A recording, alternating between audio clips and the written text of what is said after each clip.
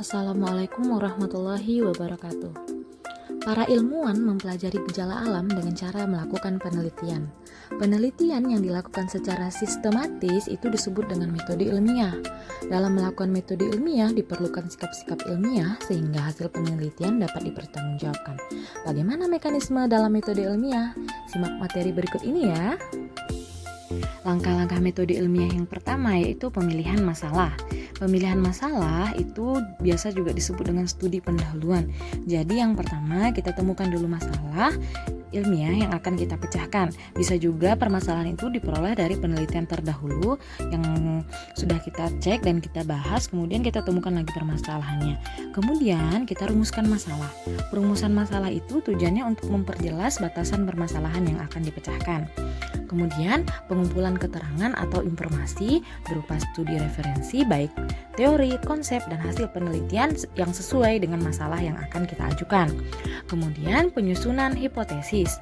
Penyusunan hipotesis itu maksudnya dugaan sementara atau jawaban sementara dari permasalahan yang akan kita ajukan. Nah, jadi hipotesis ini bersifat teoretis sehingga harus diuji kebenarannya.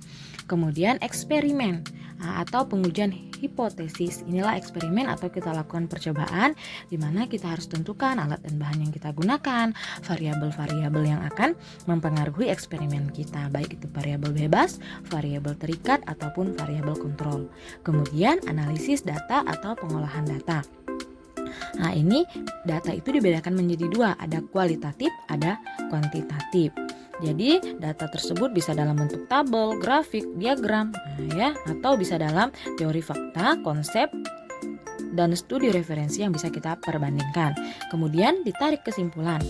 Penarikan kesimpulan harus mengacu pada hasil eksperimen. Nah, ada dua kemungkinan, hipotesis diterima atau hipotesis ditolak.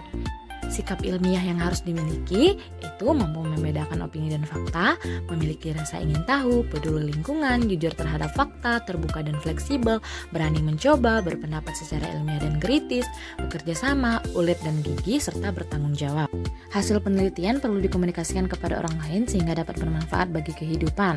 Ya, kita dapat komunikasikan dalam bentuk laporan, makalah, atau jurnal.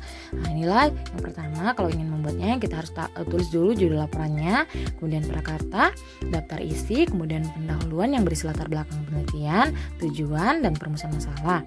Kemudian tinjauan pustaka berisi teori, kemudian metode penelitian, baik itu alat dan bahan, tata cara, dan waktu dan tempat serta tanggalnya. Kemudian hasil dan pembahasan, hasil penelitian, dan dibahas bagaimana hasil yang kita dapatkan. Kemudian kesimpulan, kemudian daftar pustaka berupa buku-buku, sumber-sumber yang dipakai sebagai acuan, kemudian lampiran, baik itu grafik, gambar, atau informasi pendukung lainnya yang mendukung.